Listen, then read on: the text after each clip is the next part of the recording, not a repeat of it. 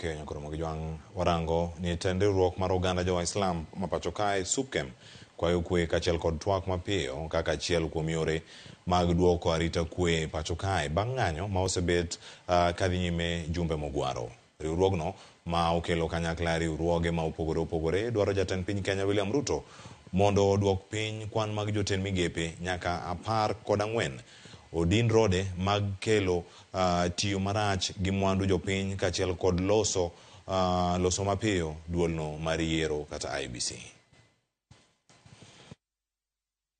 Undertake an overreaching reorganization of your government by, among other things, trim down the size of your cabinet to 14.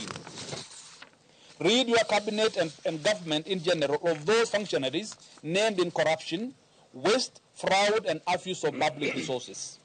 Immediately reconstitute IEBC.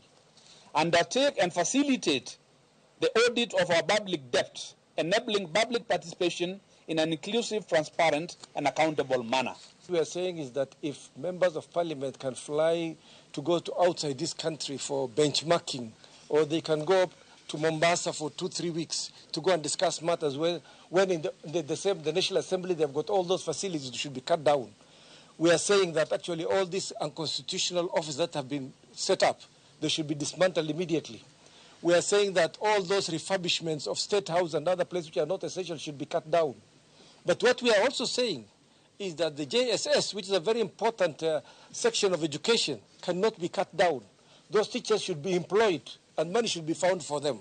So we're not saying that actually Kenyans should suffer now, and that should not be an excuse for the government to refuse services for the people of this country.